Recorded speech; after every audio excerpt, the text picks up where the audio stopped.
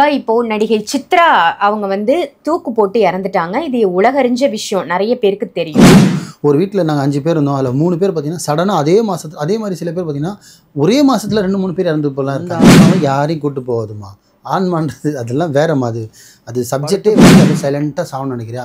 நல்லவனா தயவு செஞ்சு வாழு. உன் மரணம் அழகாக இருக்குது. ஆனால் கோடி கோடியாக பணம் வச்சுருந்தா கூட தூக்கிட்டு போகிறது 4 பேர் இருக்க மாட்டான். அப்படி வாழ்ந்தவனும் இது வந்து பார்த்தீங்கன்னா தன் மனுஷனை வந்து உன்னோட மனசாட்சியை வந்து போட்டுக்கோன்னு சொல்லிட்டு போட வச்சிரும்.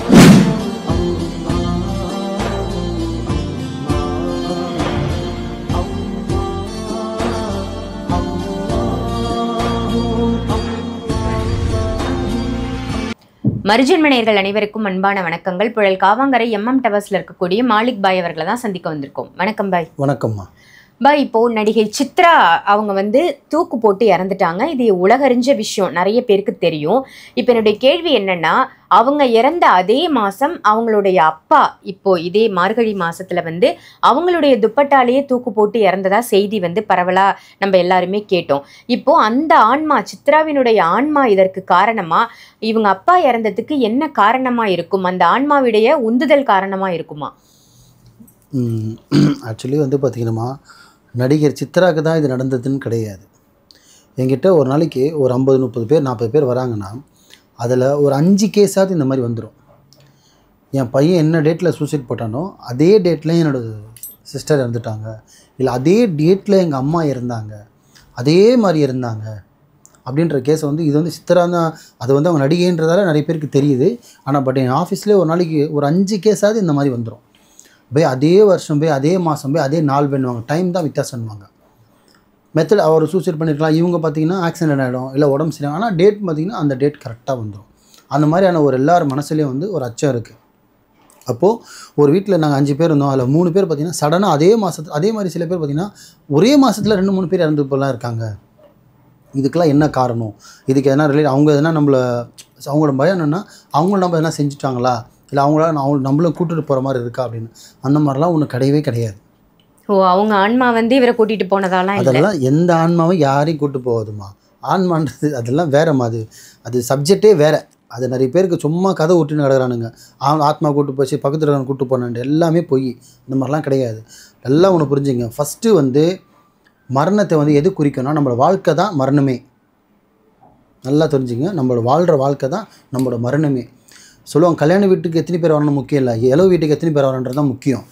அவன் வாழ்கிற வாழ்க்கையை அவன் வர சாவல் ஜனத்திலே தெரிஞ்சிடும். அவன் எப்படிப்பட்ட வாழ்ந்தான், எப்படிப்பட்டலாம் இருந்திருக்கான்னு தெரிஞ்சு வந்துடும். புரியுதுங்களா? ஏன்னா அந்தளவுக்கு அவன் கட்டுக்கோப்பாக கரெக்டாக வாழ்ந்துருந்தானா அவன் நல்லவனாக இருந்தான். அவன் வரைக்கும் ஜனமே பார்த்தீங்கன்னா எவனும் கூப்பிடாத மனுஷெல்லாம் வருவான். புரியுதுங்களா? ஆனால் கோடி கோடியாக பணம் வச்சுருந்தா கூட தூக்கிட்டு போகிறது 4 பேர் இருக்க மாட்டான். அப்படி வாழ்ந்தவனும் இருக்கான். வாழ்க்கை தான் வந்து நம்ம வாழ்கிற வாழ்க்கை தான் நம்மளோட மரணத்தை தீர்மானிக்கும். அவன் சூசைட்டில் சாவுறதா, இல்லை அவன் சூசைட் பண்ணிக்கிறதா, இல்லை ஆக்சிடெண்ட்டில் சாவுறதா, ஷாக் அடித்து சாவுறதா, இல்லை படுத்து படைக்காகிறதா, இல்லை இழுத்து நெந்து நூடசாய் சாவுறதா, அவன் வாழ்கிற வாழ்க்கை தான் அவன் மரணமே. இதுவே நம்ம மக்களுக்கு ஒன்றும் தெரியல. நிறைய பேர் நினச்சிட்டு இருக்காங்க மரணம் வந்துச்சு, மரணம் எல்லாருக்கும் மரணம் வரும். நீ நல்லபடியாக சாகணும்னு நினைக்கிறா, முடிஞ்சது நல்லவனாக வாடு. உன் மரணத்தை வந்து எந்த ஒரு கீரல் இல்லாமல், எந்த ஒரு தையல் இல்லாமல், எந்த ஒரு பாதிப்பு இல்லாமல் படுத்து படிக்கல அப்படியே சைலண்ட்டாக சாகணும்னு நினைக்கிறியா, நல்லவனா தயவு செஞ்சு வாழு.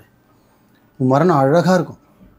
அந்த இறந்து போகும்போது நீ அவ்வளோ மங்களகரமாக அவ்வளோ அழகாக இருப்பேன். அது ஆணாக இருக்கட்டும் பெண்ணாக இருக்கட்டும். ஆனால் நீ பாடுற ஆட்டத்துக்கு சில பேர் பார்த்தீங்கன்னா வழித்து பேக்கில் எடுத்துகிட்டு போவாங்க. ஆக்சிடெண்ட் ஆகி பார்த்துருக்கீங்களா? மேலே வந்து கிளம்பு தெரிச்சிருப்பாங்க, எரிஞ்சிருவாங்க. இதுக்கெல்லாம் காரணம் என்ன? முன்னோர்கள் செஞ்சா நம்ம செஞ்சுது. புரியுதுங்களா? நல்லா நீங்கள் மரணத்தை எதை குறிக்கோன்னா ஃபஸ்ட்டு கர்மாவை தான் குறிக்கும். இப்போ நீங்கள் சொன்னீங்களா நடிகை சித்ரா இறந்தாங்க, அதே மாதத்தில் அவங்க அப்பா இறந்தார், அதுவும் அவங்க யூஸ் பண்ண துப்பட்டாலே இறந்தாருன்னு. அவர் இருந்திருக்காது, அதனால் போட்டுக்கிட்டாரு. ரீசன் வந்து பார்த்திங்கன்னா மாதம் கணக்கு கிடையாதுமா, நாட்கள் கணக்கு கிடையாதுமா. நல்லா நடிகை சித்ராவுக்கு என்ன இல்லை, அவங்களோட பேரை வச்சே நான் சொல்கிறேன்னே, அவங்களுக்கு என்ன இல்லை? சொத்து இல்லையா, அழகு இல்லையா, இல்லை வாழ்க்கை இல்லையா, என்ன இல்லை? நான் அடுத்த வேலைக்கு சாப்பாடு இல்லாத கூட இங்கே நிம்மதியாக வாழ்ந்துருந்தானுமா இருக்கான். எல்லாமே இருந்து அவங்க சூசைட் பண்ணுற ரீசன் என்ன? அந்தளவுக்கு அந்த என்ன சொல்கிறது, அந்த கருமாவே அவங்களை சூசைட் பண்ண வச்சிடும். சூசைட் எவன் பண்ணுறானோ அவனுக்கு கருமாவில் பாதிக்கப்பட்டிருக்கான்னு அர்த்தம். இன்றைக்கி சொல்கிறேன், எழுதி வச்சுக்கோங்க.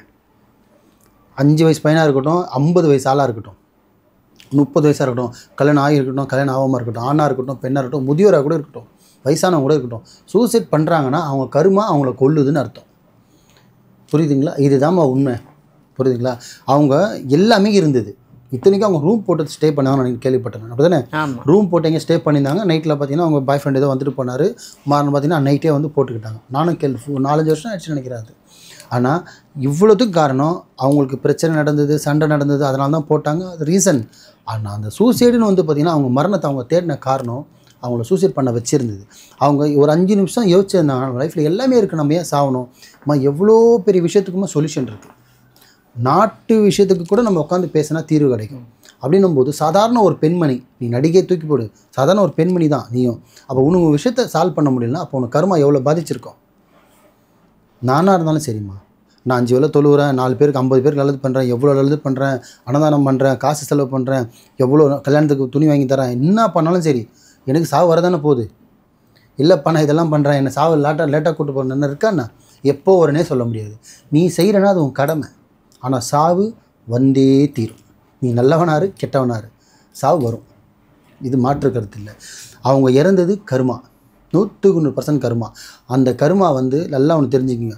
மகள் இந்த அவங்கள வச்சே சொல்கிறோம். பொதுவாக நம்ம வீட்டில் வந்து அவங்கள விடுங்க, அவங்க ஆக்ட்ரஸ் பொதுவாக வந்து ஒரு குடும்பத்தில் சடனாக ஒருத்தவங்க சூசைட் பண்ணிக்கிறாங்கன்னா மீதி இருக்கிறவங்க என்ன பண்ணணும்னா, நம்ம பொண்ணோ நம்ம பையனும் எதனால் இதுமாரி இறந்தான், எதுக்காக இறந்தான், இது அவனாக பண்ணிக்கினதா, இல்லை யாருன்னா அவனுக்கு பண்ண வச்சாங்களா, இல்லை அவனுக்கு டார்ச்சர் கொடுத்தாங்களா, இல்லை மென்டல் டார்ச்சர் கொடுத்தாங்களா, இல்லை ஃபிசிக்கல் டார்ச்சர் என்ன கொடுத்தாங்களா, இல்லை அவனுக்கு எதனா ஒரு உடம்புல ப்ராப்ளம் இருக்கா, இல்லை அவனுக்கு ஜாதக ரீதியாக என்ன ப்ராப்ளம் இருக்கா, இல்லை கட்ட ரீதியாக என்ன ப்ராப்ளம் இருக்கா, இல்லை மாய மந்திரம் எதனா பண்ணி வச்சுருக்காங்களா, இல்லை செய்வினை எதனா, இதெல்லாமே தெரிஞ்சுக்கணும்.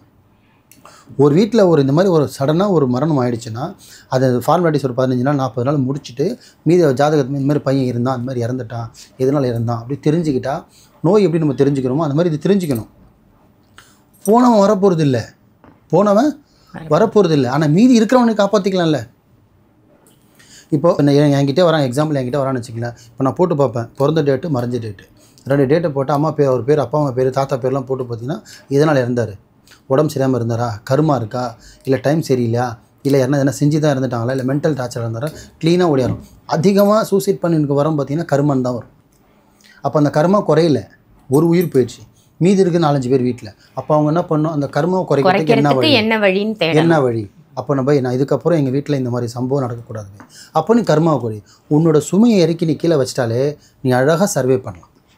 நீ தூக்கி சுமையை மேலே வச்சுக்கிட்டு நடுறானா நடக்கவே முடியாது. வாழ்க்கை நீ நின்ன இடத்துல தான் ஓடணும் தவிர ஓட முடியாது. ஸோ அந்த மாதிரி நம்ம கிளியர் பண்ணிக்கிட்டு அடுத்தது என்ன பண்ணால் அந்த அதுலேருந்து இன்றைக்கி போனால் நாளைக்கு குறைஞ்சிடாது.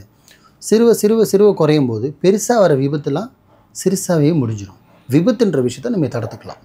இதை வந்து அவருக்கே வச்சிங்களா, அவங்களுக்கே வந்து அவங்க அப்பா இது மாதிரி என் பொண்ணு ஒரு நல்ல ஒரு பீக்கில் இருந்த பொண்ணு சடன் மாரி ஆனால எதனால் ஆனான்னு சொல்லிட்டு தெரிஞ்சு அது கர்மான்ற ஒரு விஷயத்தை இருந்து அதை அவர் கிளியர் பண்ணியிருந்தாருன்னா கண்டிப்பாக அவரும் அந்த மாதிரி பண்ணியிருக்க மாட்டார்.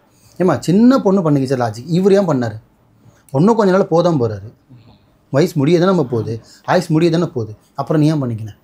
அப்போ உனக்கு எந்த அளவுக்கு உனக்கு டார்ச்சராக இருந்திருக்கும், அப்போ எந்த அளவுக்கு உனக்கு மென்டல் டார்ச்சராக இருந்திருக்கும்.